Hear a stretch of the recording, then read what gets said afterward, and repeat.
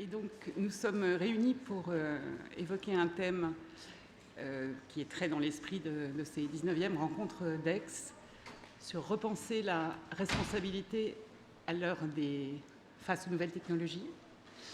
Donc, je vais vous présenter les 5 personnes qui vont participer à cette table ronde, en commençant par Cécile Wendling, alors, j'ai oublié de vous dire que chacun a un profil évidemment très différent. Cécile Wendling est directrice de la prospective d'AXA, où elle est depuis 5 ans. Mais Cécile Wendling a été également chercheuse au CNRS en sociologie des risques et également membre d'un groupe d'experts à la Commission européenne sur l'intelligence artificielle, justement. Sujet dont elle nous parlera peut-être tout à l'heure. Ramon Fernandez, qu'on n'a pas besoin vraiment nécessairement de présenter, a été le plus jeune directeur du Trésor en France, enfin l'un des plus jeunes, à 41 ans. Il était NARC, il est aujourd'hui directeur général délégué d'Orange, le premier opérateur français. Il a également été, ce qui est inhabituel pour quelqu'un du Trésor, directeur d'un cabinet ministériel aux affaires sociales, ce qui prouve qu'il a plusieurs prismes. Mon voisin, Olivier Girard, qui est président d'Accenture pour la France et le Benelux depuis 1 an, et qui a commencé sa carrière chez Accenture comme responsable de groupe d'activité de produits, hein, c'est ça, donc tout ce qui était grande consommation, automobile. Jean-François Copé, qu'on ne présente évidemment pas non plus, qui vient de publier un livre avec Laurent Alexandre, fondateur de l'Institut Sapiens, avec Olivier Babot, que je vais présenter tout de suite.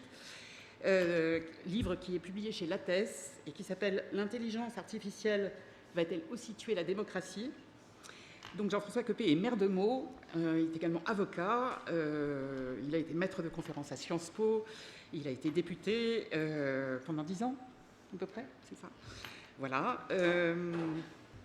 Et Jeanne Paulès, qui est juste après Jean-François Copé, est présidente de Philip Morris France, groupe dans lequel elle a passé toute sa carrière, après des études commerciales. Et elle a notamment dirigé, avant de diriger Philip Morris France, un certain nombre de filiales et de pays. Et Olivier Babot, qui est le membre du Cercle des économistes qui nous accompagne pour cette table ronde, est professeur à l'Université de Bordeaux. Il est président fondateur de l'Institut Sapiens, justement, avec le docteur Laurent Alexandre, et il est membre associé du Cercle des économistes. Olivier, je vous laisse... Bonsoir à tous. Quand j'étais étudiant, tous mes professeurs m'amusaient parce que chacun d'eux expliquait à son tour que sa matière était la plus importante. Le jour où je suis devenu professeur, j'ai découvert que c'était ma matière qui était évidemment la plus importante. Et tout ça pour vous dire que je crois que vous avez bien fait de venir ce soir ici et de choisir notre session. On n'a aucun gain publicitaire à votre présence, mais nous sommes ici, nous allons essayer de traiter dans le temps qui nous est imparti, je crois, du sujet le plus brûlant du moment. Ça rajoute à la chaleur de la salle, évidemment. Être responsable, c'est réparer le dommage que l'on a causé. Mais qui cause? On pourrait même dire aussi quoi cause? Qu'est-ce qui cause? Dans la mesure où nous vivons dans une société où les actions et les conséquences de ces actions sont de plus en plus médiatisées, au sens où il y a un intermédiaire, quelque chose qui va agir pour nous, voire agir à notre place. Vous savez qu'au Moyen-Âge, il y avait des procès de chiens ou d'animaux. On ne voyait pas de problème à essayer de considérer qu'un animal pouvait être responsable de certaines actions ou que même des objets finalement pouvaient l'être. Est-ce que cette croyance qui nous paraît très, très ancienne ne va pas revenir sous la forme, et certains le pensent, de droit des robots, c'est-à-dire d'obligation de reconnaître à des robots certaines possibilités de responsabilité? Il y a aujourd'hui une perte de contrôle du lien entre, on pourrait dire, nos actions et les choses telles qu'elles se passent dans le monde, les décisions qui sont prises. Nous sommes entrés dans une crise de la responsabilité. Cette crise de la responsabilité, elle s'exprime, on pourrait dire, dans toutes les dimensions de la société, la relation, la transaction et l'information. La transaction, c'est la dimension économique. L'entreprise a besoin de certitudes sur, en particulier, les implications pénales, les implications des actions qu'elle entreprend et des effets qu'elle a sur le monde. Or, quand elle contrôle de moins en moins bien on pourrait dire les externalités de ces actions, elle peut avoir peur de la façon dont, évidemment, elle va être après reconnue responsable de choses qu'elle n'aura pas contrôlées. L'information, c'est l'idée que le pouvoir politique, c'est-à-dire que les prérogatives régaliennes elles-mêmes, les capacités par exemple à déterminer la censure, vont elles-mêmes aujourd'hui être de plus en plus, pour dire, réparties de façon nouvelle, avec de nouveaux acteurs à qui on demande d'assurer, on pourrait dire, cette répartition de l'information de façon différente. Et la relation, avec un problème pour la société, puisque vous avez une perte de contrôle des interactions.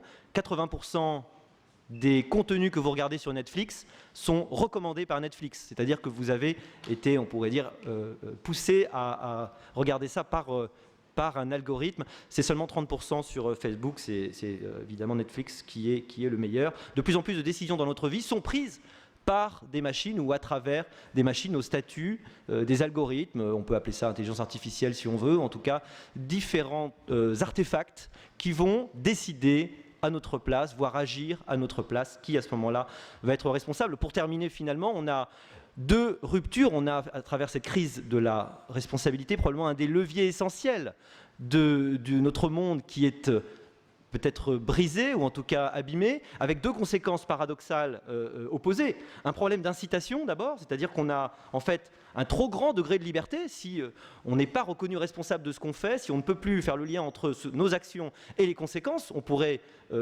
dire être beaucoup plus libre, peut-être trop libre, on n'assume pas, on pourrait dire, les conséquences de nos actions. Et puis, deuxième chose, deuxième élément qui paraît opposé, mais qui en fait est complémentaire, un problème de libre arbitre, avec en réalité une surdétermination de nos actions collectives. On est de plus en plus manipulés, nous ne sommes plus responsables parce que on détermine à notre place ces actions. Cette surdétermination ou cette hyperdétermination et cette hyper-liberté sont les deux conséquences de cette crise de la responsabilité dont nous allons, avec nos débatteurs, nos panélistes, essayer de décrire d'abord, dans un premier temps, si vous le voulez bien, peut-être le diagnostic et la vision que vous en avez, chacun, on pourrait dire, avec à la fois votre expertise particulière et les travaux particuliers qui font que voilà, vous avez chacun une vision spéciale. Voilà, merci. Pour répondre à Olivier sur la responsabilité, enfin juste pas pour y répondre, mais pour enchaîner, c'est effectivement, il est question d'obligation, de nécessité morale de répondre et de se porter garant de ses actions ou de celles des autres. Jean-François Copé, vous êtes maire de Meaux, qui est une ville qui compte un peu plus de 55 000 habitants. J'avais envie de vous demander, à la fois par ce prisme et votre prisme aussi de juriste, enfin d'avocat, quel est et d'auteur sur ce livre sur l'intelligence artificielle, quel est le diagnostic que vous portez ? Puisque j'ai l'honneur de commencer le premier, je vais mettre tout de suite les pieds dans le plat et en ouvrant un peu le jeu, c'est-à-dire oui, bien sûr, en tant que juriste, en tant que maire, peut-être même aussi en tant qu'ancien ministre à travers ce qu'on avait fait en termes de techniques digitales ou budget pour moderniser les techniques, mais tout simplement en tant que responsable politique, je veux dire les choses telles que je les ressens, je pense qu'on n'a pas vu venir le coup en Europe. On n'a pas vu venir le coup. On voit ce qui s'est passé aux États-Unis avec les GAFAM, ce qui se passe en Chine. Nous, on voyait bien vaguement, mais pas trop, en fait. Et puis, on n'a pas osé en parler. Pendant des années et des années, il a été considéré que Internet, le digital, l'intelligence artificielle, qui était en fait cet ensemble de technologies qui vient imiter l'intelligence humaine, Joël de René parle d'intelligence auxiliaire, je trouve que la formule est assez bonne, elle a envahi notre espace, et le paradoxe, c'est que les premiers qui l'ont utilisé, c'est la jeune génération, et donc on n'a pas voulu se mettre mal avec nos enfants, donc on n'a pas voulu se mêler de ce qui les regardait, pour la première fois, alors que les responsables politiques en Europe sont des obsédés de la régulation, on n'a pas osé y toucher. Et comme on n'a pas osé y toucher, ça s'est fait sans nous, et donc petit à petit, avec le temps qui a passé, cet espace de liberté est devenu un espace dans lequel plus personne n'osait imaginer d'émettre un avis critique. On considérait que tout ce qui se faisait n'avait pas à être jugé, dans les excès les plus absolus comme dans les choses les plus merveilleuses. Parce que ce que l'on ne dit pas suffisamment, pris dans la panique du moment, c'est que l'économie numérique, l'intelligence artificielle en particulier, mais on pourrait le dire aussi du blockchain, on pourrait le dire de beaucoup d'autres technologies, c'est des avancées fantastique. On n'est pas en présence du dernier brevet du concours Lépine. On est sur des inventions systémiques comparables à ce que fut en d'autres temps la découverte du feu, la machine à imprimer de Gutenberg, plus récemment l'électricité, la vapeur, la pénicilline, l'automobile, etc. On est sur une approche qui, en fait, est la marque du XXIe siècle. Et paradoxalement, les responsables politiques, dont la mission, la vocation et parfois la grandeur, on s'essuie beaucoup les pieds sur les hommes politiques, mais il faut se rappeler aussi de cela, la grandeur, c'est d'anticiper, c'est de proposer à travers des grandes évolutions à ses concitoyens, à leurs concitoyens, des voies, des moyens, des orientations. Et donc, en fait, c'est un grand rendez-vous manqué de ce point de vue. Et le fait qu'aujourd'hui on puisse parler de responsabilité, Olivier Babot l'a très bien rappelé tout à l'heure, en fait, est une prise de conscience de ce qu'aurait pu écrire La Fontaine quand il avait écrit Les animaux malades de la peste. C'est « tous ne mouraient pas, mais tous étaient frappés ». Et donc il faut d'urgence que l'on voit comment on peut organiser les choses. Sachant que, on en parlera tout à l'heure, il ne s'agit pas de l'organiser à l'ancienne, en tapant, en interdisant, en cognant, en réglementant. Non, non, il faut imaginer une approche plus moderne. En tout cas, il y a une chose qui est certaine, c'est qu'il faut, et ça me paraît être quelque chose d'absolument essentiel, dès lors qu'on acte qu'il faut un encadrement, il faut que l'on soit positif. Ça va nous changer. Parce que d'habitude, tout est vu à travers la trouille, la peur, l'inquiétude, l'angoisse. Et pendant ce temps-là, les Américains se développent à travers un modèle libéral. Les Chinois se développent à travers un modèle dictatorial. Ne jamais oublier que les BATX ne sont ce qu'ils sont que parce qu'en Chine, Google est interdit, Amazon est interdit, etc. Et Facebook. Et donc, en réalité, nous, il faut qu'on invente un modèle. Et il faut qu'on l'invente vite parce que personne ne nous attend et on voit bien que c'est tout l'enjeu. Car lorsque je vous disais tout à l'heure, tous ne mouraient pas mais tous étaient frappés, je pense bien sûr aussi bien à nos métiers, que sera la valeur ajoutée d'un médecin demain dès lors que l'intelligence artificielle permet d'avoir des taux de réussite sur les diagnostics de quasiment 100%, ce qui n'est pas le cas des médecins. Que deviendront les avocats, mais que deviendront aussi toutes les professions, quelles qu'elles soient, les enseignants, etc. Donc on a une réflexion à avoir sur ce sujet, on a une réflexion à avoir sur le consommateur, et puis on a même une réflexion à avoir sur le responsable politique, parce qu'on le voit bien, il y a 25 ans, quand Francis Fukuyama a dit « c'est fini, l'histoire est terminée, les gentils ont gagné, les dictateurs sont terminés, c'est les démocraties qui ont gagné, l'histoire se termine », 25 ans après, je peux vous dire en connaissance de cause, on n'est jamais plus heureux que quand on est un dictateur pour diriger son pays, et on n'est jamais plus vulnérable que quand on est un démocrate. Il y aura donc sur tous ces sujets, bien des sujets à mettre sur la table, et c'est pour cela que cette question de la responsabilité, elle est difficile à traiter, mais maintenant il faut la traiter en impliquant tout le monde, les dirigeants, les utilisateurs et les concepteurs. C'est tout l'enjeu de notre table ronde.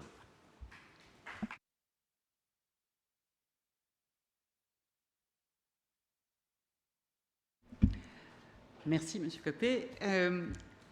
Pour faire le lien avec ce que vous venez de dire, en parlant à la fois des médecins et de tous ces métiers qui vont être successivement concernés, pour Jeanne Paulès, qui dirige Philip Morris France, les nouvelles technologies, évidemment, sont au cœur d'une réflexion stratégique pour l'entreprise, puisque cette entreprise se trouve justement être sur un créneau extrêmement sensible au niveau de la santé publique. Et elle va nous expliquer comment les nouvelles technologies peuvent changer la stratégie de l'entreprise et quel est le diagnostic qu'elle porte, elle, par ce prisme. Merci. Alors, bonsoir à toutes et à tous. Et je vais faire, comme Monsieur Copé, je vais mettre les pieds dans le plat. Parce que je suis sûre que dans la salle, certains se demandent mais qu'est-ce que l'industrie du tabac vient faire à cette table ronde ? On parle de responsabilité, on parle de nouvelles technologies, mais de quoi on parle ? Et dans les quelques minutes qui vont suivre, j'espère pouvoir vous convaincre que justement, parce que nous sommes l'industrie du tabac, nous avons notre place dans ce discours et je vais vous expliquer pourquoi. Alors comme Marie-Pierre le mentionnait, il y a quelques années, on a pris un virage stratégique majeur en se disant que voilà, on commercialise un produit qui est légal, mais qui a des méfaits dramatiques. Et autant faire se peut, essayons d'investir pour trouver des solutions, pour pouvoir amener une solution aux fumeurs.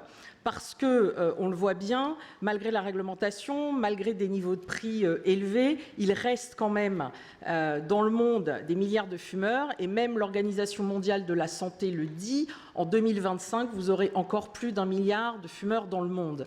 Et si on se rapproche de la France, aujourd'hui, il y a 12 millions de consommateurs réguliers de la cigarette.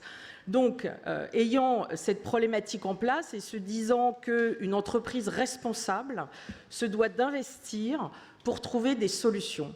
Et la technologie prend là toute son ampleur, puisque c'est grâce à l'évolution technologique qu'on a été capable de développer des produits qui sont basés sur la notion de risque réduit. Alors bien évidemment, on n'est pas dans le positionnement où on a trouvé des produits miracles qui règlent toute la problématique, mais simplement de se dire, pour les fumeurs qui continuent et continueront de fumer de la cigarette, quelles sont les alternatives qu'on peut leur proposer. Parce que, évidemment, le pilier majeur, les 2 piliers majeurs de la santé publique qui sont 1, ne pas commencer à fumer, c'est essentiel. 2, si vous fumez, vous arrêtez, est essentiel aussi. Mais on pense qu'aujourd'hui, il manque un 3e pilier. D'ailleurs, on voit certains pays, notamment en Europe et dans le monde, qui commencent à s'y pencher ou qui sont sur « mais que propose-t-on ? Quelles sont les alternatives pour ceux qui, quoi qu'on fasse, continueront de fumer ?» Et cette notion de risque réduit, elle est intéressante parce qu'elle s'adapte pas seulement à l'industrie du tabac, mais elle peut s'adapter sur beaucoup de domaines. Je vais juste vous citer le domaine de l'automobile. C'est en 2004, je crois, l'Union européenne a imposé aux constructeurs automobiles d'avoir l'ABS en série. L'ABS était une technologie développée par l'industrie automobile et les pouvoirs publics s'en sont emparés parce qu'ils y ont vu les bénéfices. Et effectivement, selon une étude de McKinsey, dans les années qui ont suivi, sur toutes les routes européennes, on a vu une diminution de 40% des accidents graves. Cette technologie n'a pas éliminé la problématique de l'accident. Elle a réduit le risque lié à l'accident. Et c'est exactement sur cette philosophie où on est, la technologie au service de l'amélioration et du progrès humain, afin de pouvoir proposer des produits à risque réduit pour ceux qui veulent continuer les habitudes qu'ils ont. Donc on amène aussi, via ce biais, une certaine liberté d'action et liberté de décision. Et voilà pourquoi Philip Morris International, que je représente aujourd'hui, ces 10 dernières années, a investi plus de 6 milliards 500 millions de dollars. Nous avons été recherchés parmi les plus grands scientifiques, les plus grands ingénieurs pour construire un recherche et développement. Et toute la science et la technologie est basée sur le fait que les méfaits de la cigarette aujourd'hui ne sont pas liés au tabac, mais sont bien liés à la combustion. Donc comment faire pour éliminer la combustion tout en rendant la satisfaction aux consommateurs? Et l'idée de chauffer au lieu de brûler est née. Ce n'est pas une nouvelle idée, ça fait des décennies que ça existe, mais les nouvelles technologies nous ont permis de développer ces produits et de les commercialiser aujourd'hui. Donc en France, vous connaissez, parce que ça s'appuie exactement sur le même schéma, on chauffe de la nicotine liquide, qui sont les cigarettes électroniques. Eh bien, d'autres produits existent aussi, où on chauffe le tabac, et donc est émanée une vapeur de tabac portant la nicotine qui répond à la satisfaction. Alors encore une fois, ce ne sont pas des produits pour tout le monde, ce ne sont pas des produits sans risque, ce sont des produits pour ceux qui continuent et continueront de fumer. Et c'est là où s'associe responsabilité d'entreprise et nouvelles technologies qui nous ont permis d'aborder cette dimension de risque réduit. Merci Jeanne.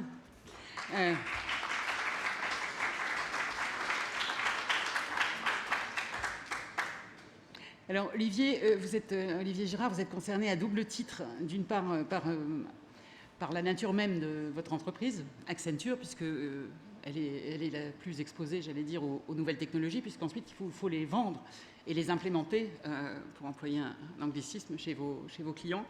Je voudrais juste citer, après McKinsey, un autre de vos concurrents qui vient de publier hier une étude sur l'intelligence artificielle, qui est Capgemini. Mais non, mais vous allez voir, c'est intéressant. Et qui dit qu'il faut absolument rechercher le plus d'éthique possible pour gagner la confiance de tout le monde, de ses employés, des consommateurs et des citoyens. Alors nos concurrents ont raison, ça leur arrive aussi, bien sûr, merci. Et je vais me faire écho de ce qui a été dit, parce que l'essentiel de ce que j'ai envie de dire, c'est que, et moi je vais parler de l'intelligence artificielle à travers évidemment le prisme d'Accenture, qui est un grand acteur de la tech mondiale, c'est qu'il faut qu'on soit positif, évidemment, il faut qu'on soit lucide aussi, mais il faut qu'on reste absolument positif et qu'on aille au-devant des opportunités qu'offre l'intelligence artificielle. Je vais faire un tout petit peu de définition parce que ça permet une mise à distance. Les économistes disent que l'intelligence artificielle, c'est une technologie à usage général. C'est-à-dire, comme l'a dit Jean-François, c'est comparable au moteur à explosion ou à l'électricité, c'est-à-dire que ça impactera le monde entier très très rapidement. Ça, c'est le premier point. Le deuxième point, c'est que ce n'est pas très simple à définir. Il n'y a pas de consensus d'ailleurs sur la définition de ce que c'est que l'intelligence artificielle. Tout le monde y va de son vocabulaire. Chez nous, on ne la définit pas par ce qu'elle est, c'est-à-dire les composants informatiques, les algorithmes, etc. Et on la définit par ce qu'elle fait. Et on cite 4 choses. Une intelligence artificielle, ça sait percevoir, ça sait comprendre, ça sait agir et ça sait apprendre. Je trouve que c'est une façon plus simple de dire ce que c'est qu'une IA. Percevoir, vous comprenez tous, c'est interpréter une image, un son, un texte, etc. Et l'enchaînement percevoir, comprendre, agir est très clair. La grande spécificité de l'intelligence artificielle, c'est évidemment d'apprendre. C'est derrière, il y a ce mot anglais du machine learning. Et le dernier point, c'est que c'est une réalité. Ce n'est pas quelque chose qui est en train d'arriver, c'est quelque chose qui est déjà là. Je ne vais pas vous noyer sur les chiffres des études des miennes ou de celles de nos concurrents, mais 60% des transactions, par exemple, qui existent sur les marchés financiers, elles sont faites par des IA. Il y a des bots partout, dans plein de centres d'appel dans le monde, qui sont des IA aujourd'hui. Ça existe. Petite mise à distance. On distingue l'IA faible de l'IA forte. L'IA faible, c'est une IA qui n'a pas conscience de ce qu'elle fait. Moi, quand je vous parle, ou vous, quand vous m'écoutez, on sait ce qu'on fait, je parle, vous écoutez, et on sait pourquoi on le fait. Une IA forte, c'est une IA qui fait quelque chose et qui a conscience de ce qu'elle fait. Ça n'existe pas aujourd'hui, c'est encore au cinéma. Une IA étroite et une IA générale, qui sont vous voyez, le carré de la définition. Une IA étroite, c'est quelque chose qui a un champ très défini d'intervention. Le logiciel qui a battu le meilleur joueur du monde au Go, c'est une IA étroite et faible. Il y en a une autre qui a battu le meilleur joueur du monde d'échecs. C'est aussi une IA étroite et faible. Celle qui était aux échecs était incapable de faire du Go, celle qui était au Go était incapable de faire des échecs. Par contre, elles sont capables d'apprendre elles-mêmes dans ce contexte-là. Voilà. Chez Accenture, on parle d'applied intelligence, d'intelligence appliquée.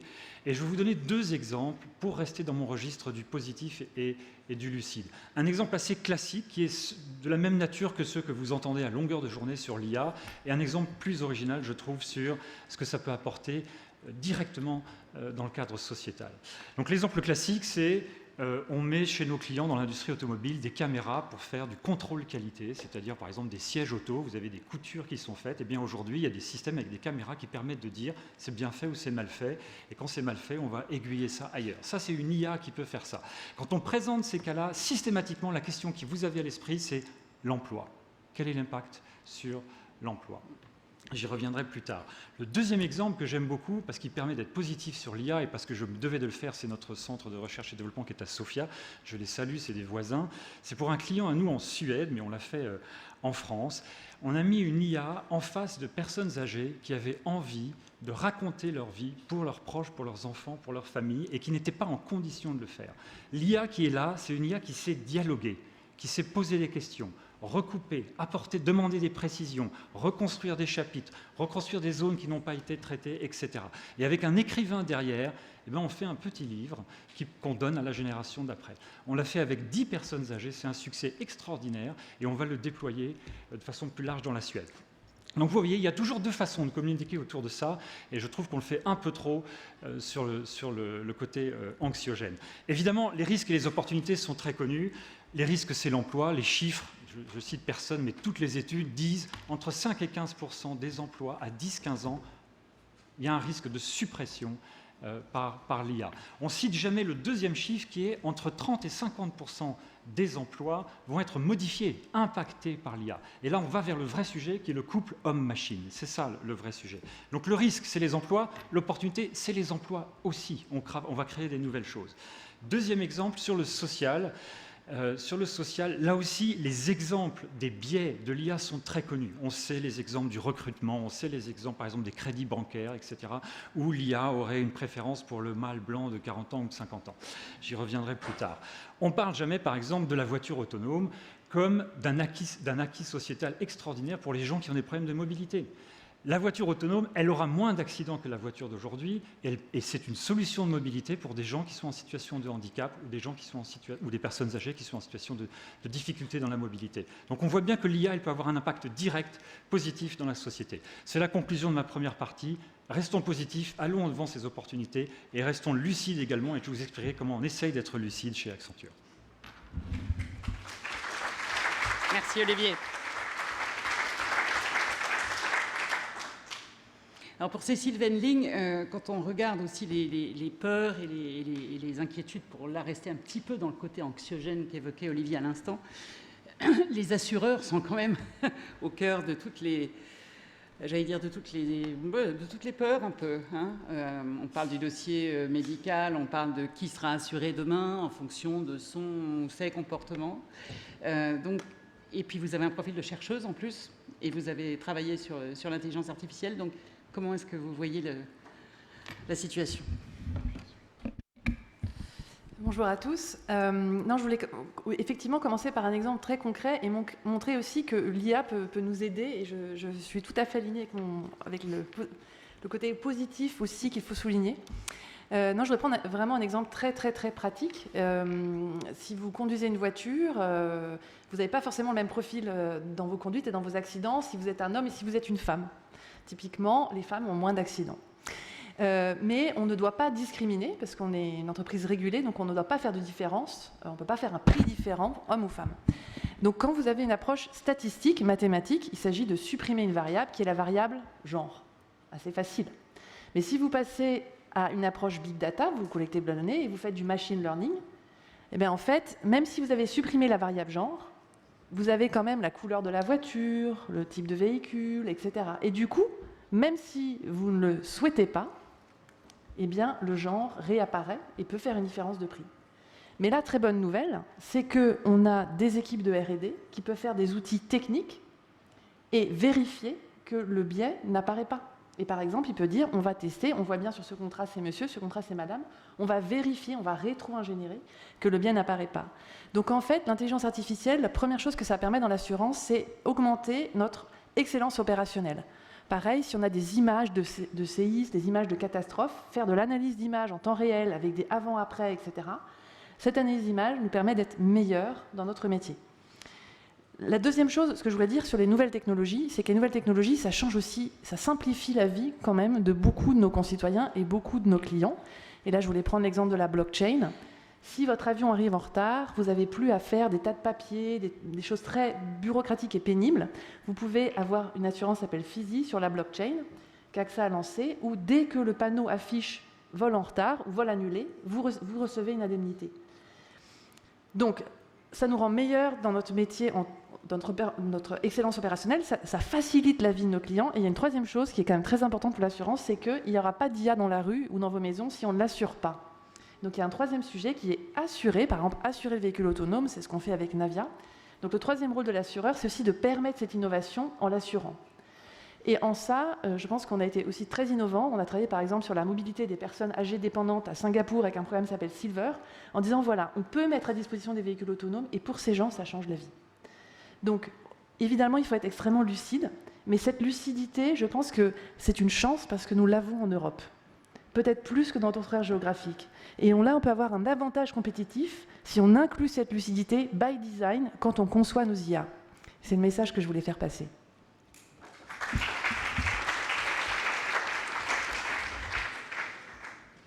Merci Cécile. Alors pour Ramon Fernandez, directeur général délégué d'Orange, Orange est au cœur là aussi, de pratiquement tous les... Quel que soit le prisme par lequel on regarde les nouvelles technologies, Orange est partout. Diffuseur de contenu, opérateur, accès au big data. Donc vous avez une sorte de multi-vigie. Vraiment. Oui, merci. Bonsoir à tous. C'est héroïque d'être là par cette chaleur. L'IA n'a pas encore trouvé le moyen de rafraîchir des salles comme celle-ci. On est effectivement au cœur chez Orange de ce monde, mais je pense que l'effort de définition qui a été fait par Olivier notamment est important parce qu'il y a beaucoup de fantasmes en réalité autour de cette intelligence artificielle Et vous avez des gens qui disent qu'il vaudrait mieux l'appeler d'ailleurs l'intelligence augmentée que l'intelligence artificielle qui véhicule un certain nombre probablement d'idées fausses.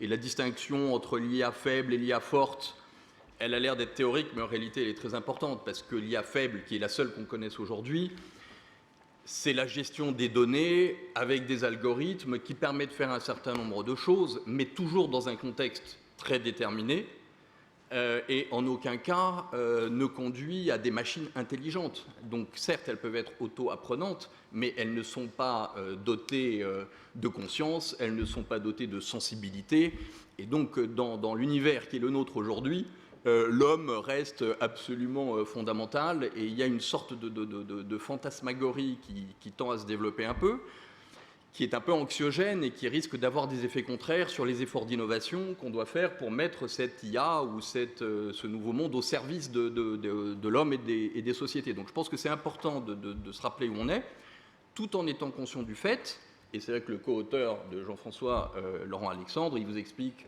qu'avec l'IA, la science-fiction est devenue une science, ou Yuval Harari, qui est un des grands penseurs de ces sujets, vous explique que, et il a peut-être pour partie raison, qu'en fait c'est la conjugaison de l'IA et des biotech qui en réalité amène un changement de nature des sociétés dans lesquelles on vit, où on a potentiellement la possibilité à la fois de manipuler les corps avec la manipulation génétique et les esprits avec la manipulation des cerveaux. Et donc on doit trouver le bon point d'équilibre entre où est-ce qu'on est aujourd'hui et puis une sorte de potentiel un peu effrayant qui décrit un monde dans lequel on n'a probablement pas tellement envie de vivre, ou en tout cas pas tel qu'il nous est décrit. Donc nous, chez Orange, on est effectivement dans cet univers avec un engagement très fort qu'on a appelé Human Inside dans notre langage, qui consiste à dire qu'on doit mettre ces data, les données, l'intelligence artificielle au service de l'homme et des sociétés et pas le contraire. Et on a effectivement, et je suis d'accord avec tous ceux qui disent qu'il faut mettre l'accent sur ce qui est positif. En matière de santé, il y a des progrès extraordinaires qui peuvent être favorisés par l'utilisation de ces nouvelles technologies. C'est vrai en matière de transport, ça a été dit. C'est vrai en réalité aussi en matière d'éducation, par exemple, où on peut donner accès et permettre des apprentissages qui étaient inenvisageables. Mais je pense que quand chacun dit qu'il faut être lucide, c'est important aussi d'être conscient des risques. Alors beaucoup ont été donnés sur en fait l'aspect très rétrospectif de l'IA, fut-elle faible, où on regarde en arrière et donc on peut reconduire des biais. Donc tout ça est très documenté mais très vrai, donc c'est un sujet dont il faut vraiment se préoccuper. Les atteintes aux libertés et à la vie privée, c'est aussi un sujet qu'il faut regarder en face. L'archétype aujourd'hui, Jean-François je crois parlait de la Chine, le système de crédit social qui se développe en Chine et qui sera opérationnel au niveau national l'année prochaine est complètement dément. C'est-à-dire que si l'un d'entre vous par exemple, mettez des likes sur un Twitter, un Facebook, sur des propos qui seraient tenus par quelqu'un qui est considéré comme séditieux à l'égard de la Chine. Moi, par exemple, en ce moment, vous allez amoindrir votre capital social et potentiellement vos enfants n'auront plus accès à l'école ou vous ne pourrez plus prendre le train. C'est quand même ça aussi la réalité, donc à laquelle il faut faire face. Et quand on parle de responsabilité, je pense que notre responsabilité collective, c'est de défendre nos valeurs en Europe, et de faire en sorte que les règles qu'on va déterminer pour ces machines, parce que ce ne sont que des machines, n'iront pas dans cette direction. Et on pourrait multiplier les exemples de cette sorte, mais cette précaution, encore une fois, elle ne doit pas être un frein à l'innovation. On a besoin de cette innovation qui peut être mise au service du progrès. Et puis il faut être conscient aussi du fait qu'en Europe, on est entre la Chine et les États-Unis, et que les préoccupations d'éthique qui sont au cœur de ce qu'on fait, et chez Orange, au cœur de notre engagement, doivent être aussi attentifs à ce qui se passe sur les autres continents.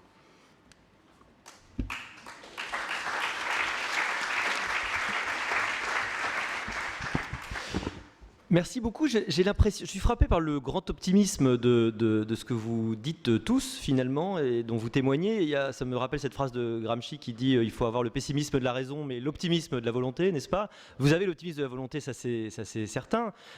Quand on enseigne la stratégie, on explique que opportunité et menace, en fait, c'est la même chose. Ce sont les mêmes choses, mais que c'est la façon dont on les prend qui vont être différentes. Donc moi, j'ai envie de vous poser la question à tous. Quels sont les grands leviers quels sont les grands principes qu'on doit mobiliser, les moyens qu'on doit se donner pour faire de ces menaces des opportunités. Et on peut peut-être reprendre, si ça vous va, à peu près le même ordre, parce que j'ai envie de demander à Jean-François Copé qui a dit l'Europe a raté le coche. Donc pour aller faire écho à la question d'Olivier, qu'est-ce qu'il faut faire pour qu'elle ne rate plus le coche? Alors, je vais répondre à ça de manière très très claire et très carrée, avec un préalable qui est le suivant. Tout à l'heure, vous l'avez entendu dire par Olivier Girard, mais par Ramon de la même manière, c'est un point absolument essentiel qu'il faut qu'on ait tous en tête, qu'on appelle, pour aller vite, il y a l'intelligence artificielle faible, c'est-à-dire que c'est une machine, alors que la forte, c'est qu'en plus, pour le même prix, elle aurait des sentiments et elle deviendrait carrément le clone de l'homme. Bon, on n'y est pas du tout à l'intelligence forte, l'intelligence artificielle forte, donc il faut se calmer avec ça, parce que c'est là qu'arrivent les fantasmes. Et donc ça veut dire quoi? Ça veut dire que le gagnant de cette affaire, c'est l'humain, c'est l'affect. Je m'explique. Prenons l'exemple du médecin. Aujourd'hui, si tel ou tel d'entre nous est touché par une pathologie grave et qu'il doit choisir celui qui va l'accompagner, le spécialiste qui va l'accompagner, il ne va pas prendre le plus technique parce que la machine sera toujours plus technique que l'homme pour évaluer les diagnostics, la manière dont on va engager le protocole. Il va choisir le médecin le plus humain, le plus disponible. La dimension affective va l'emporter. C'est ce qui fait que l'homme sera toujours supérieur à la machine. Et c'est ça l'enjeu. Alors maintenant, je réponds à la question. Moi, personnellement, si j'étais président, et je vous le dis d'autant plus librement que, étant parti de 0,3% à la dernière primaire, j'ai de la marge. Je ferais ce qu'a fait Kennedy en 1959 lorsqu'il a proposé à son pays que dans 10 ans, on envoie un Américain sur la Lune, le programme Apollo, et qu'il a mis la totalité du peuple américain sous tension, quels que soient les métiers, les niveaux, les origines, tout le monde travaillait à cette immense mission. Je ferai la proposition d'une IA-nation. C'est-à-dire que je proposerai que la France, moteur, mais évidemment l'Europe, se mobilise matin, midi et soir sur l'intelligence artificielle, en considérant que tout le monde est susceptible d'y participer. La grande angoisse de beaucoup de nos concitoyens aujourd'hui, c'est de voir ces insiders, ces sachants, ces experts qui disent aux gens « Non, non, c'est pas pour vous, c'est trop compliqué, vous ne comprendrez pas ». Alors qu'en vérité, des millions de nos concitoyens ont parfaitement compris. Ils sont utilisateurs d'ailleurs. Simplement, ils ont un peu la trouille. Parce qu'ils se disent « Mais est-ce que ça va me profiter? Est-ce que je vais comprendre? Et mes enfants, qu'est-ce qu'ils vont devenir ?» Donc le rôle des hommes politiques et des femmes politiques, c'est d'en parler matin, midi et soir. D'en parler gentiment. Gentiment. Sans être sans arrêt en train de dire « On est fichu, vous n'y arriverez pas ». En montrant qu'en réalité, tout le monde y aura sa place. Qu'il y aura, contrairement à ce que je lis ou ce que j'entends, des emplois pour tous ceux qui le voudront bien, quels que soient les niveaux de qualification. C'est une grande lubie de faire peur aux gens là-dessus. La vérité, c'est que ça n'est pas la première invention systémique de l'homme. Depuis la nuit des temps, il y a eu le processus de destruction créatrice. Oui, il n'y a plus d'allumeurs de réverbères depuis qu'il y a l'électricité. Mais pour autant, tous les métiers peuvent évoluer à tous les niveaux de qualification. Troisième élément, il faut de l'éducation à tous les étages, sensibiliser à tous les âges, faire que les enseignants, que l'on réfléchisse, y compris qu'on fasse de la recherche pédagogique, comment on enseigne. Beaucoup de nos gosses aujourd'hui sont incollables sur les smartphones, personne ne leur explique ce que c'est qu'un moteur de recherche, ce que c'est qu'un OS, comment ça marche, mais ils l'utilisent. Donc évidemment qu'il faut rentrer dans ce process où la compréhension soit globale. Troisième élément, il faut investir massivement sur la recherche publique et privée, donc ne pas avoir peur de payer très très bien les chercheurs, parce qu'effectivement aujourd'hui, un chercheur à 2 000 € par mois au CNRS, je ne sais pas comment il résiste longtemps à la tentation d'aller à Palo Alto pour $1 million. Je précise d'ailleurs sur ce même point qu'il faut arrêter d'être complexé, parce qu'effectivement, alors, et là la question est bien posée, l'Europe va continuer d'être le premier marché de consommation, nous sommes 550 millions, mais plus les producteurs. Alors que nous avons un génie dans ce domaine exceptionnel. Je rappelle le nombre d'inventions imaginées par des Européens. Nous avons été pendant des années obsédés chez Ramon par les télécoms. Il n'y a plus un constructeur de téléphone européen. On a, nous, parmi nos outils, quelques chances quand même, et on l'a écrit dans le livre avec Laurent Alexandre. Première chance, on a des opérateurs téléphoniques. Je rappelle que les contenus passent par les opérateurs télécoms. Il a raison, hein. Pourquoi ne pas... Oui, mais alors ça c'est la partie agréable. Alors la partie qui l'est moins... Nous sommes 105 opérateurs télécoms en Europe, 105, 3 aux États-Unis. Je ne veux pas me mêler, hein, mais franchement, si on pouvait imaginer 2-3 éléments de synergie, 2-3 éléments sur lesquels on est capable de se mettre d'accord pour dire là-dessus, on va commencer un bout de début de rapport de force sympathique, aimable mais ferme à l'égard des GAFAM et des BATX. Gentiment, sans déranger, mais de manière organisée. Deuxième exemple, le cloud. Jusqu'à quand va-t-on supporter de donner nos photos, de donner nos comptes bancaires, nos mails et autres SMS du côté de la Californie? Tout ça parce qu'on n'est pas capable d'avoir un cloud européen et qu'on a tellement peur de se faire piquer son iPhone qu'on est prisonnier d'autres continents. Troisième exemple, la défense, la cybersécurité. Ce sont des sujets majeurs. Pendant des siècles et des siècles, on a eu la marine, on a eu l'infanterie et l'artillerie, on a eu l'aviation à partir de la guerre de 14-18. Je recommande la visite du musée de la Grande Guerre à Meaux. Et voilà que l'on n'imagine pas aujourd'hui de faire de la cybersécurité un atout majeur. C'est la 4e arme prioritaire. Sur ces sujets qui sont à la fois régaliens et politiques, c'est tous les citoyens qui sont évidemment concernés. Enfin, un dernier point, la régulation. Parce qu'il faut évidemment en dire un mot. Personne ne comprendrait qu'un dirigeant politique ne vous dise rien sur le sujet de la régulation. Inventons une nouvelle régulation. Pendant trop longtemps, c'est on laisse tout faire ou on laisse rien faire. Le problème, c'est qu'on n'a plus ce pouvoir. On n'a plus ce pouvoir de tout empêcher. On le voit bien. On est débordé de toutes parts. Le lait déborde de partout. Donc en fait, il faut repenser la responsabilité, car les gens le demandent. Les gens commencent un peu à avoir le trouillomètre à zéro sur leur propre liberté, sur leur capacité de préserver leur intimité, et pas simplement pour des produits publicitaires. On sait très bien que sur un certain nombre de données personnelles, de santé par exemple, si ça part aux États-Unis et que demain un président américain exige de Google d'avoir la totalité des données des 4 dirigeants d'une grande société européenne pour des raisons de sécurité nationale, eh bien le dirigeant de Google, il cédera, parce qu'il n'a pas envie de se retrouver en cabane. Et donc en vérité, nous avons absolument besoin d'organiser ces protections-là aussi. Et tout le monde est concerné par les régulations. On parle maintenant d'autorégulation. Vous avez peut-être vu que DeepNude, c'est la dernière en date, elle est très marrante. Cette application, j'avoue que elle m'avait un peu échappé, je regarde ça, je ne suis pas geek, mais je regarde un peu tout ça. L'application DeepNude, vous avez une photo de n'importe qui et on vous montre qu'est-ce que ça donnerait la personne nue. Bon, de même, les concepteurs d'applications l'ont arrêté. Ça s'appelle l'autorégulation. Bon, enfin, il y en a plein qui n'ont pas arrêté, qui continuent de faire d'autres types de modèles. On voit bien qu'il y a un moment où il faudra que tout le monde se mette autour de la table, une sorte de grand Yalta dans lequel on mettra, bien entendu, les Américains, les Chinois, les Européens, les GAFAM, les BATX, nos opérateurs télécoms, et qu'on verra comment on peut un tout petit peu organiser tout ça. La demande sociale est énorme dans ce domaine, elle est croissante, et il y a un moment où ça va sauter. Les gens ne vont plus le supporter. Et on le voit bien, c'était tabou il y a quelques années, ça ne l'est plus. Enfin, et c'est mon dernier point sur l'autorité, je termine par là, il y a une réflexion à avoir sur la question d'autorité. Et ça commence par une chose, je l'évoquais tout à l'heure avec mes amis à table, c'est la question générationnelle. Je vous disais tout à l'heure, ça a tout sauté complètement, tous sont touchés. Même la relation générationnelle, l'autorité depuis des siècles et des siècles, c'était les parents qui disaient aux enfants « tu comprendras quand tu seras grand, donc tais-toi ». Tu ne sais pas. Aujourd'hui, c'est beaucoup plus compliqué. La génération qui est la mienne, par exemple, on a des enfants qui ont un peu tous les âges dans ma famille, on voit bien qu'on est dans un petit rapport de force quand même. Parce que tel ou tel qui est un peu indiscipliné et qu'on a envie de gronder, on se dit oui, mais il faut qu'il me répare Netflix. C'est ça qui a changé. Et derrière cette petite anecdote, je veux simplement sensibiliser au fait que, pourtant, il faudra reconcevoir l'autorité à l'ère de l'intelligence artificielle. Et c'est sans doute l'enjeu le plus difficile pour les responsables politiques.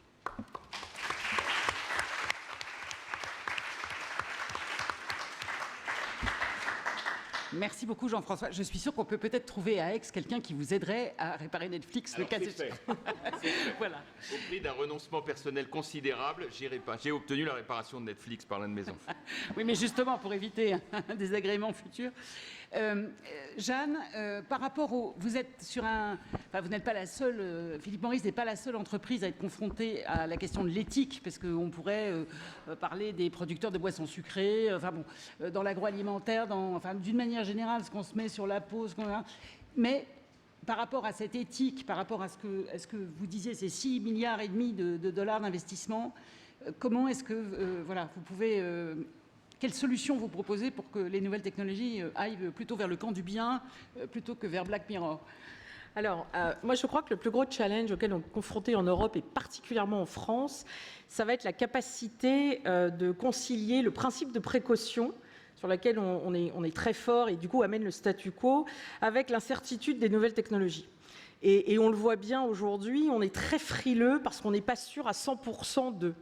Et c'est tout le problème de comment faire en sorte pour que les nouvelles technologies amènent un apport positif dans la vie de tout un chacun. Alors, quand on parle de responsabilité, ce que je vous exprimais tout à l'heure, c'est que les entreprises ont cette responsabilité que de développer et d'amener des solutions aux problèmes qu'ils font. Donc nous, on est sur la cigarette, bien évidemment, on a investi sur des technologies qui permettent d'avoir des produits à risque réduit. Et nous a amené de ça cette vision qui est de construire un monde sans fumée, donc sans cigarettes. Oui, à terme, notre volonté, c'est d'arrêter de commercialiser des cigarettes.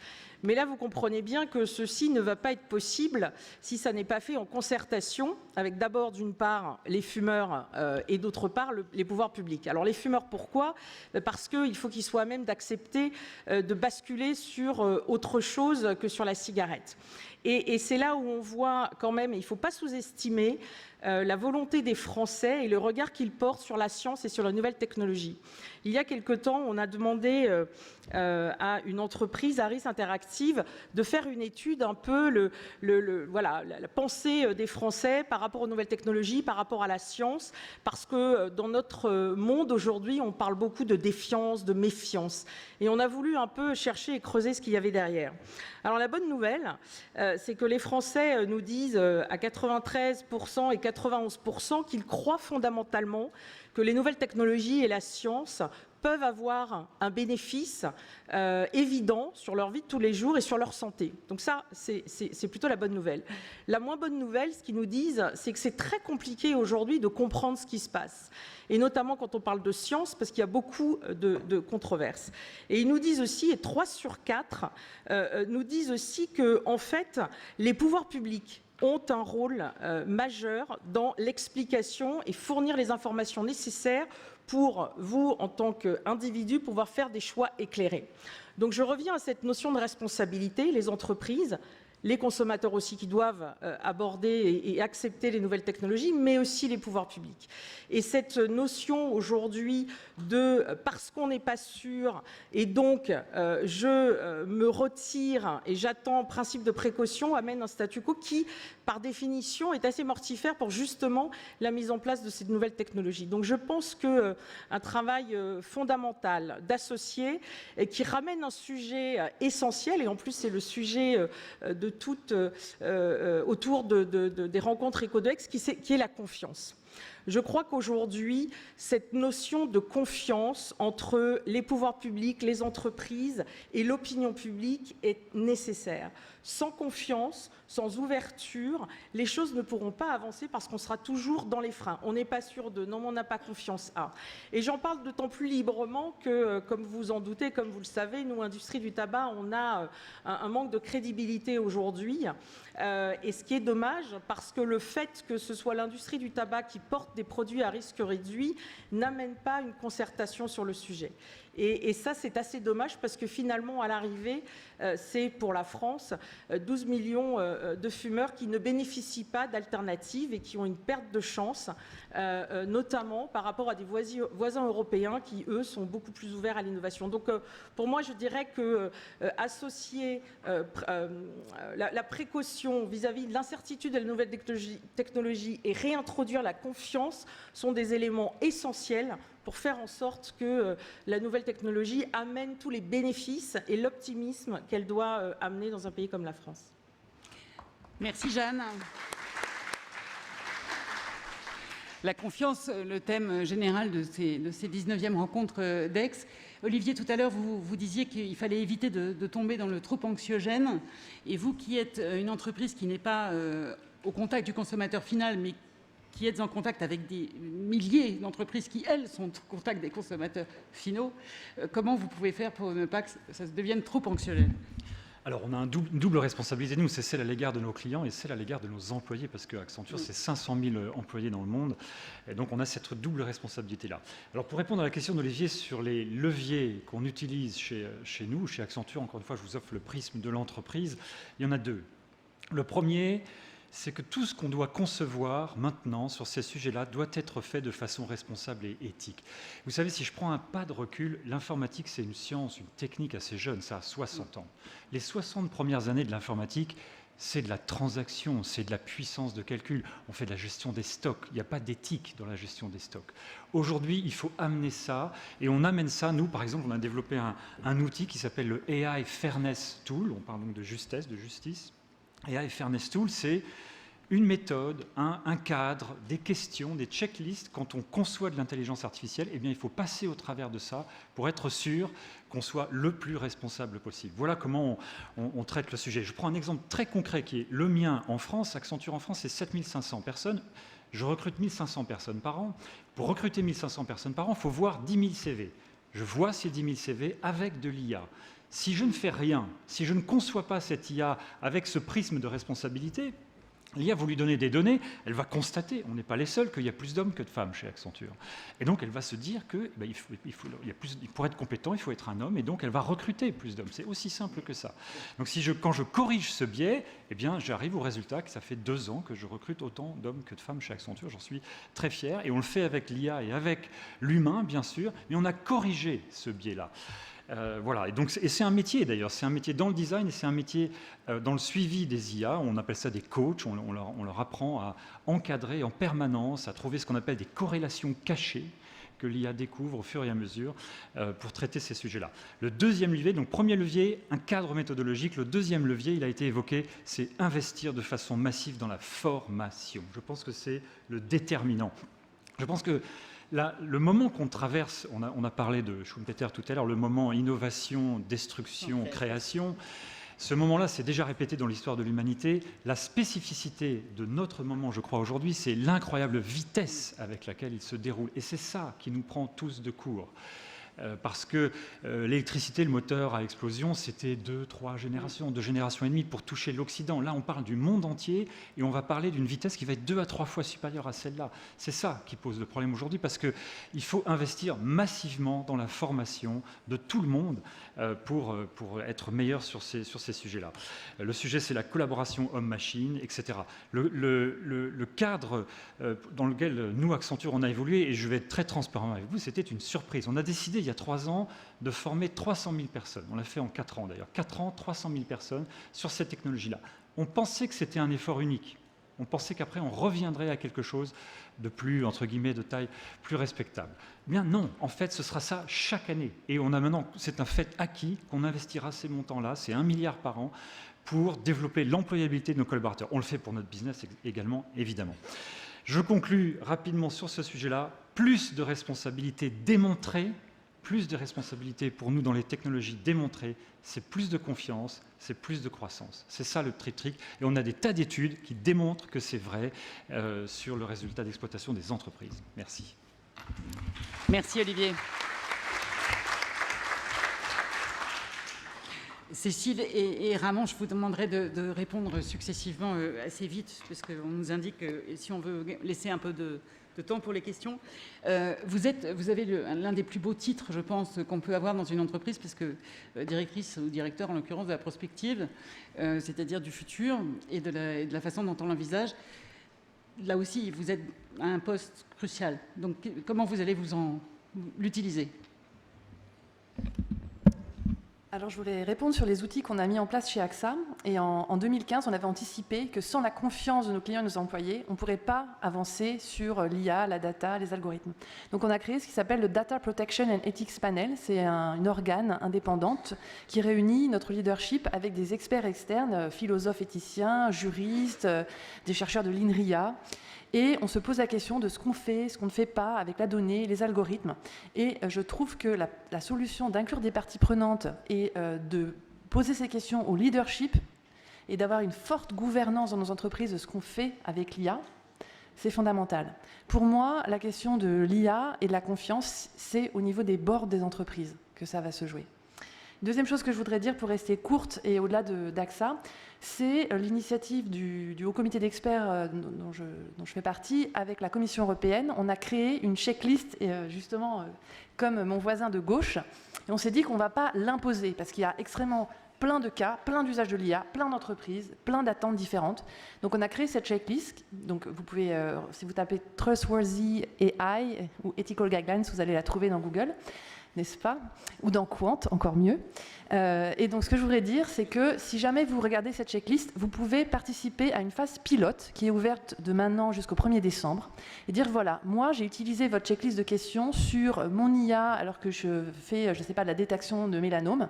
Et bien la question 12 à 13, elles sont très pertinentes, la question 42, 48 moins. Et ça, vous pouvez revenir vers ce comité d'experts pour qu'on apprenne tous collectivement. Parce qu'on se pose tous les mêmes questions en Europe. Apprenons plus vite tous ensemble. Et cette Trustworthy AI, 3 mots, elle est robuste, il faut vraiment faire attention aux attaques cyber, elle est juridiquement fiable au sens de la légalité et du droit, respect des droits fondamentaux par exemple, et elle est éthique pour correspondre aux valeurs européennes, par exemple la diversité. Voilà en un mot. Merci Cécile. Ramon, vous avez parlé de défendre nos valeurs. Alors comment on défend nos valeurs? D'abord, il ne faut pas se tromper sur les données, en fait. C'est-à-dire que, encore une fois, si on a intégré les mauvaises données, les mauvais algorithmes, on aboutira à des résultats qui sont complètement faux. Par exemple, ça ne se passe pas en Europe, il y avait une IA en matière de diagnostic des pneumonies qui donnait des résultats qui s'étaient avérés aberrants. Ce qu'on a constaté, c'est qu'en fait, ceux qui avaient entré dans une base de données des milliers d'informations sur des cas de pneumonie n'avaient pas intégré les cas d'origine, mais les cas transmis par l'hôpital qui avaient des considérations de sécurité sociale en tête, et donc ce n'étaient pas les bonnes données. Donc ce dont on a besoin avant tout, pour commencer, c'est d'avoir des dispositifs qui permettent de sécuriser que les données vont être les bonnes données. Et après, je suis d'accord avec ce qui a été dit, rien ne remplacera l'humain. Il y a une histoire que j'aime bien là-dessus en matière de santé toujours, c'est il faut une machine, un homme et un chien. La machine, une fois que les données seront bonnes, elle vous permettra d'avoir des diagnostics médicaux qui seront plus justes. L'humain, il est incontournable pour transmettre le diagnostic. Et puis le chien, il est là pour mordre l'humain qui travestirait les données de la machine. Voilà. Donc ça, on a besoin d'avoir tout ça. Moi, j'ai 2 chiens d'ailleurs, donc je suis tranquille. Il faut des paramétrages humains, il faut des comités d'éthique. On va en mettre en place d'ailleurs chez Orange et on a travaillé avec Cécile dans le cadre européen pour effectivement définir ces grands principes. Il faut avoir des dispositifs de contrôle, il faut avoir des dispositifs aussi de supervision tout au long de la vie de ces IA. Parce qu'en réalité, il y a des biais qui peuvent intervenir au fur et à mesure de la vie de l'IA. Donc ça, c'est, je pense, extrêmement important, parce que si on veut cette confiance, dont on a tous parlé, je crois, il faut qu'on puisse être sûr que les données qui vont être intégrées sont de bonnes données. Et encore une fois, chez Orange, ça fait 10 ans qu'on investit sur ces sujets, et on a un engagement très fort, bon, je ne suis pas là pour parler d'abord d'Orange, mais enfin, qui est... on ne va pas utiliser les données à des fins autres que celles pour lesquelles nos clients nous les ont transmises. Donc ça, c'est évidemment dans la société de confiance dont on a besoin, c'est absolument critique. Et je vais m'en tenir là, parce qu'il y a un panneau qui se lève, qui dit que... Voilà. Mais c'est important, et on a besoin d'avoir beaucoup d'éthique, pas seulement de la conformité, pas seulement des règles, parce que on a des règles en matière de protection des données en Europe, le RGPD, etc., qui sont, je pense, des atouts vis-à-vis d'autres qui ne respectent pas ces questions-là. Il ne faut pas que ce soit un frein, mais c'est un atout. Il faut que ce soit un atout. Et quand on choisit entre les uns ou les autres, il faut qu'on ait ça en tête. Mais il faut aussi s'occuper de l'éthique, et tous les comités qui se mettent en place ont un rôle aussi absolument décisif, si on veut une IA qui soit au service des gens. Merci Ramon.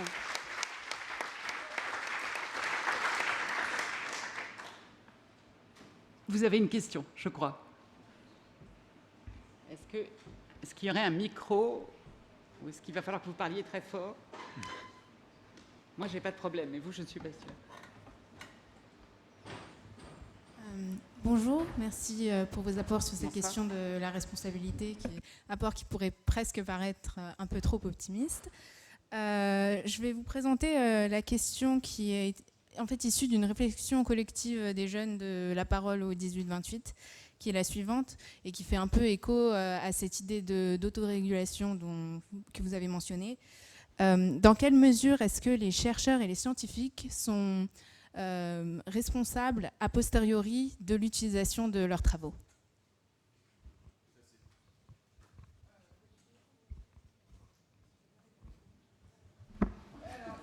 Non, non, Cécile, Alors, Cécile. moi, je pense qu'ils doivent être responsables a priori et pas a posteriori des développements qu'ils font. Je vais vraiment donner un exemple vraiment parlant. J'étais dans une conférence et un chercheur avait développé un algorithme pour faire un filtre sur la voix pour que ça donne confiance. On était tous rentrés, on nous avait tous fait dire bonjour dans le micro, puis après il nous avait dit vous avez confiance dans quel bonjour? Et puis je vous mets un filtre et ah ça y est, les gens ils ont confiance. C'est formidable. Il dit ça fait 2 ans que je collecte de la donnée pour faire ça, c'est formidable. Bon là j'avoue, je commence à me rendre compte que ça va poser des questions éthiques. Et là les bras m'en sont tombés. Je pense qu'aujourd'hui, on a cette conscience collective. Donc la question de la responsabilité, elle n'est plus a posteriori, elle est a priori.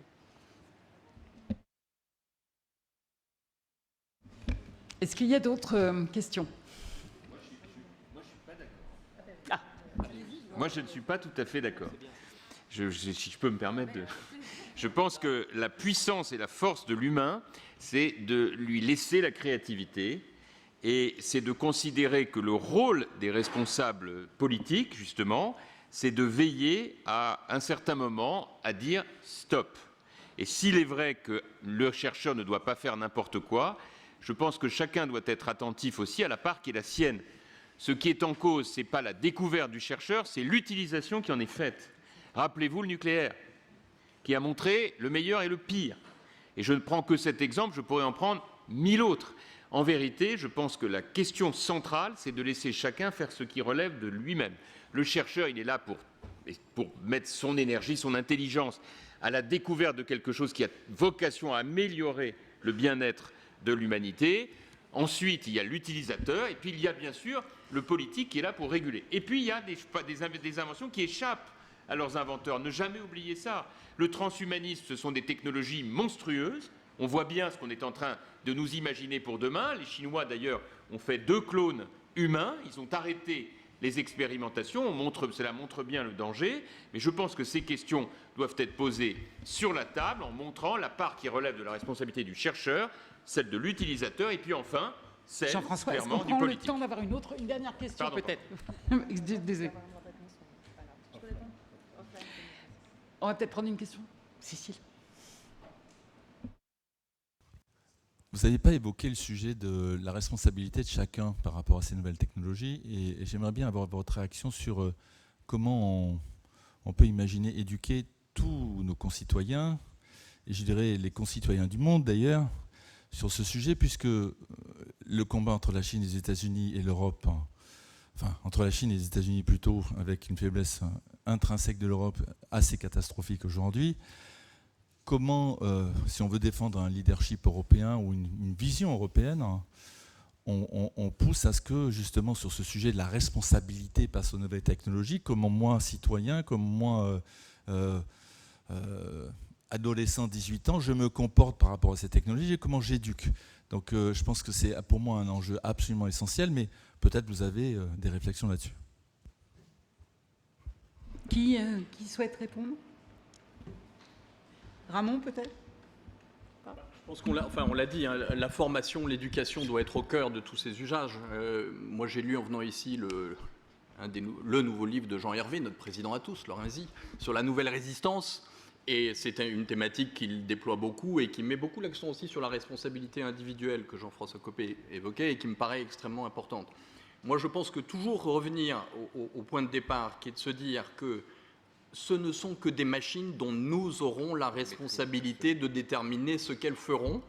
Une fois qu'on aura compris ça, c'est notre responsabilité et c'est la responsabilité de l'ensemble de nos dispositifs. Et c'est pour ça que ce n'est pas un sujet qui doit rester réservé dans un monde de technologues. Ça intéresse tout le monde. Et on a un besoin furieux d'arriver à diffuser une meilleure compréhension de ces enjeux et d'en faire, dans l'éducation nationale, dans notre pays, un des sujets principaux de l'éducation qui est donnée aux jeunes, aux enfants. Merci Ramon, je vais laisser Merci Olivier à tous. conclure. Simone de Beauvoir disait « La fatalité ne triomphe que si on croit en elle ». Je crois que vous nous avez aidé à montrer qu'il n'y a pas de fatalité. Merci à tous.